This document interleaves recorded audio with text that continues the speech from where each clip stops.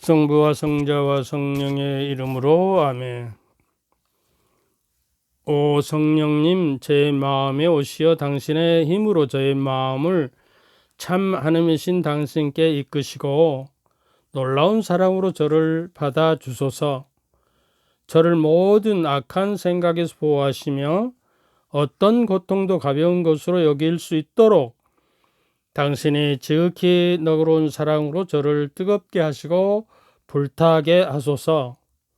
거룩하신 아버지, 자비로우신 저의 하느님이시여, 모든 어려움에서 저를 도우소서. 사랑이신 그리스도님, 사랑이신 그리스도님, 아멘. 지난 시간에 빌립보서 2장 12절, 사랑하는 여러분은 늘 순종하였습니다. 내가 함께 있을 때만 아니라 지금처럼 떨어져 있을 때는 더욱 더 그러하였습니다. 그러므로 두렵고 떨리는 마음으로 여러분 자신의 구원을 위하여 힘쓰십시오. 이렇게 두렵고 떨리는 마음으로, 그럼 어떻게 하라는 것이냐 하는 것을 오늘 대비책에 대해서 좀 말씀할까 그래요. 베드로전서 5장 8절에도 이런 말씀을 지난번에 드렸죠. 정신을 차리고 깨어 있도록 하십시오. 여러분은 적대자 악마가 으르렁거리는 사자처럼 누구를 삼킬까 하고 찾아 돌아다닙니다. 또 이런 말씀을 드렸거든요.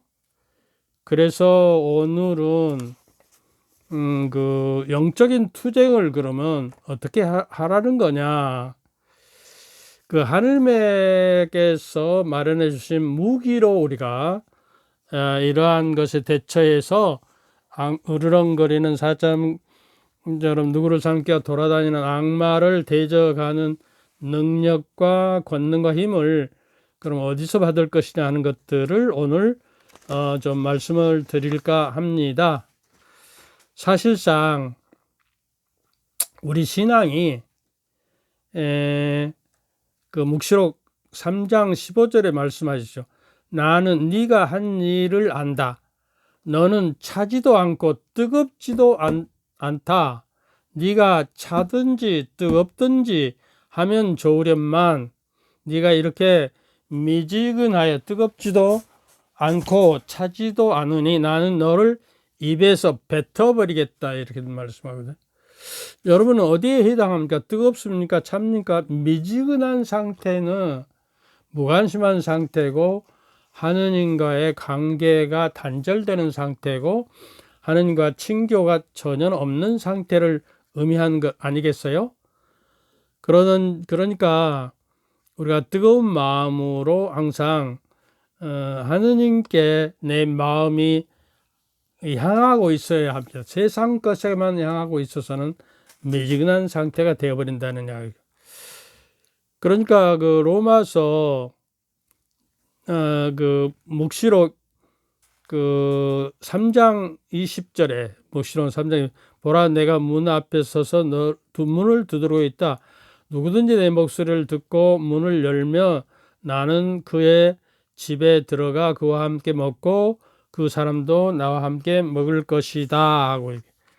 그러니까 그리스도를 내 삶의 중심에 영접하고 그리스도 중심으로 내가 살아가고 내 주도권을 그리스도에게 넘겨드리고 그분의 가르침과 이끄심, 성령의 이끄심으로 내가 살아가야 한다는 이야기가 돼요.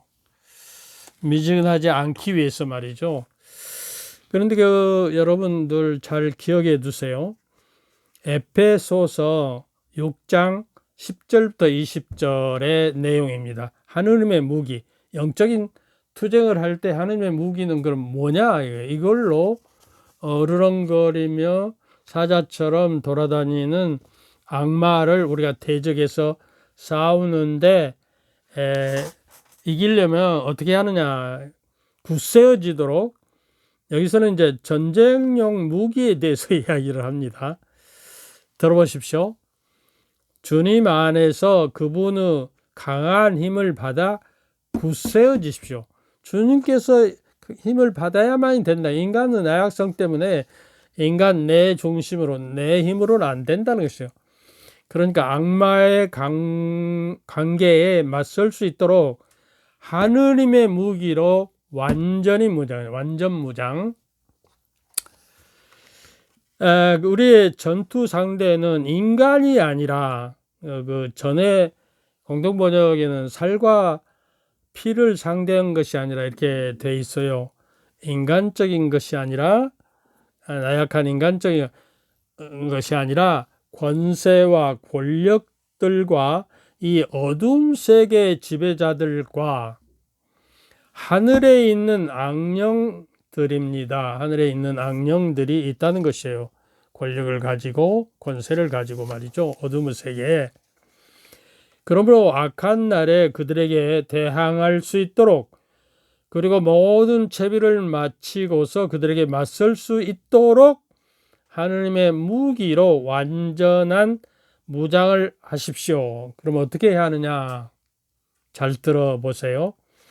진리로 허리에 띠를 띠고, 진리입니다.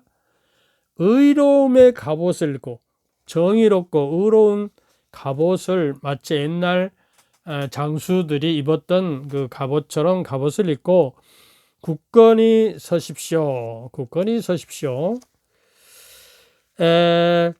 발에는 평화의 복음을 위한 준비의 신을 신으십시오. 평화에 내가 발걸음이 옮겨지는 곳마다 주님의 평화를 심게 하는, 그리고 무엇보다다 믿음의 방패를 잡으십시오. 믿음의 방패요.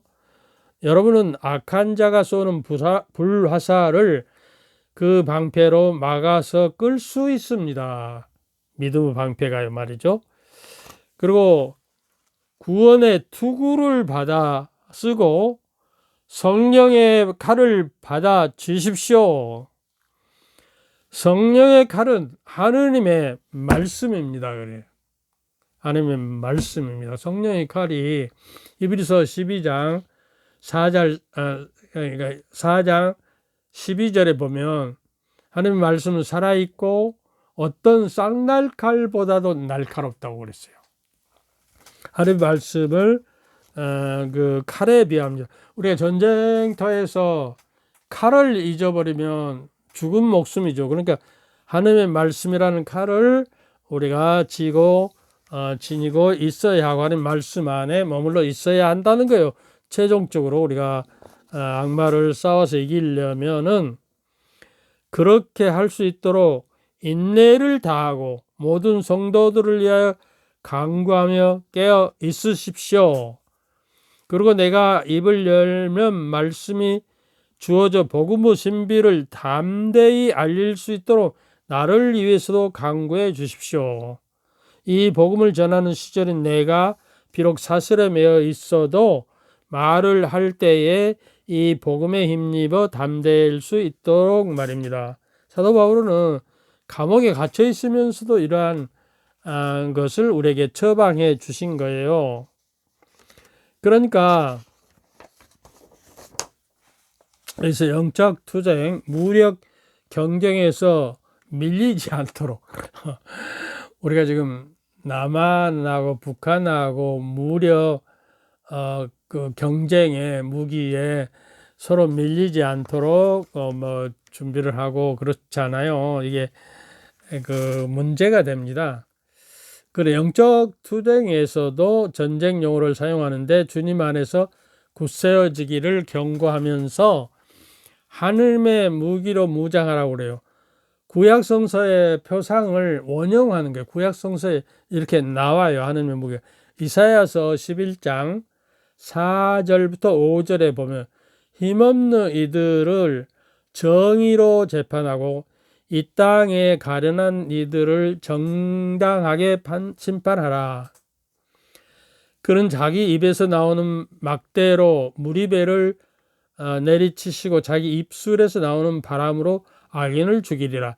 정의가 그의 허리를 두르는 띠가 되고 신의가 그의 몸을 두르는 띠가 되리라. 데살로니가전서 5장 8절에도 우리는 낮에 속한 사람들이 맑은 정신으로 믿음과 사랑의 갑옷을 입고 구원의 희망의 투구를 쓰십시오. 이렇게 유사한 말씀이 나옵니다. 그래서 신약에서 이제 우리는 낮에 속하고 빛의 자녀들이기 때문에 맑은 정신으로 믿음과 사랑의 갑옷을 입고 희망의 구원을 투구를 쓰고 있어야 한다는 거예요. 이제 에베소서 2장 5절 8절에 보면 구원이 완성되었다고 선포하고 말을 합니다. 그래서 완성되었지만은 아직 우리는 완성에 도달하지 않았기 때문에 우리는 잘못을 저질러 죽었던 우리를 그리스도와 함께 살리셨습니다. 여러분은 이렇게 은총으로 구원을 받았습니다. 그래요. 여러분은 믿음을 통하여 은총으로 구원을 이는 여러분에게서 나온 것이 아니라 하나님의 선물입니다. 이렇게 하늘의 선물은 우리가 간직하고 정말 감사하면서 그 선물이 끊임없이 내 안에서 감사의 생활이 이루어지도록 해야 한다는 것이요. 에베소서 1장 22절에 권세들에 대한 그리스도의 승리에도 불구하고 6장 10절 13절에서는요. 그리스도인들은 아직 완성된 구원에 도달하지 못했음을 전제합니다. 우리가 끊임없이 그리스도의 완전함에 이르도록 그리스도의 말씀을 따라서 그리스도를 내 안에 모시고 끊임없이 그리스도를 닮아가는 그리스도의 발자취를 하루하루 한 걸음 한 걸음 따라가는 그러한 노력과 기도와 성령의 인도하심에 따라서 살아갈 때에 점점 그리스도인은 아직 완성되었기 때문에 완성에 이르도록 주님께서 우리에게 선물로 주는 은총, 그러니까 악마와 종속된 권세들을 아직 완전히 정복되지 않았습니다. 그러나 그리스도인들은 악의 세력에 방치되어 있는 것이 아닙니다. 그들은 하느님께서 마련해 주신 무기를 갖고 있어요. 우리는 살과 피라는 성서적 표현으로 인간이라는 대부분 반대 말하고 있지만 약함과 덧없음이 인간의 나약성 아닙니까? 그러한 관점에서 인간의 나약성을 이야기하기 때문에 12절에도 초지상적인 권세에 맞서기 위해서는 악마의 세력, 권세와 대적하기 위해서는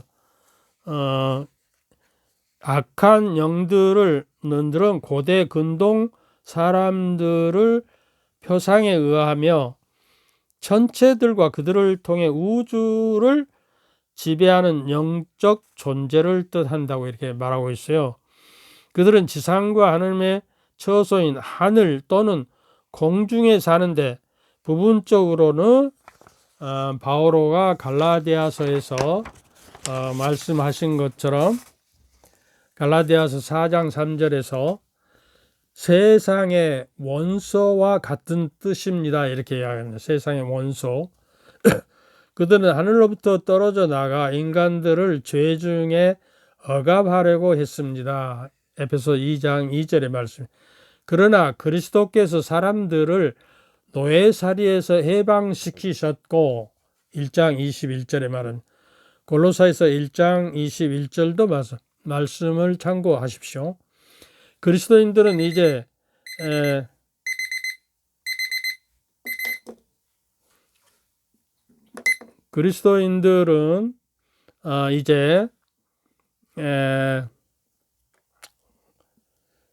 그분을 힘입어 무장하여 악령들을 거슬러 살 수 있게 되었습니다. 이사야서 11장 5절이나 이사야서 59장 17절을 인용했어요. 데살로니가 5장 8절에서 희망이라는 중요한 단어를 전가했는데 구원에 대한 희망을 투구로 씁시다라고 말합니다. 구원에 대한 투구, 희망이라는 그리고 그리스도인들을 위해서 정해진 구원에 대한 믿음은 굳은 희망을 가지라는 뜻으로 이해하면 됩니다. 하나님의 말씀을 칼에 비유했는데요. 애언자들에게까지 소급됩니다. 이사야서 49장 2절에 보면 야의 종은 하느님께서 당신 입을 칼날처럼 날카롭게 하였다고 고백합니다. 호세아서 6장 5절에도 야훼께서 당신을 망각한 사람들을 당신의 입에서 나온 말들로서 죽인다는 표현이 나옵니다. 하나님의 말씀은 살리기도 하고 죽이기도 하고 말이에요. 이런 구약성서 전성은 신약성서에도 계속이 돼요. 여기서 우리가 특별히 이런 문맥에서 하는 말씀은 복음을 의미하고요. 평화의 복음을 의미합니다. 결론적으로 그리스도인들은 영적 투쟁을 위한 무장을 완벽히 할 수가 있어요. 우리가 게을러서 안 하기 때문입니다. 그런데 오늘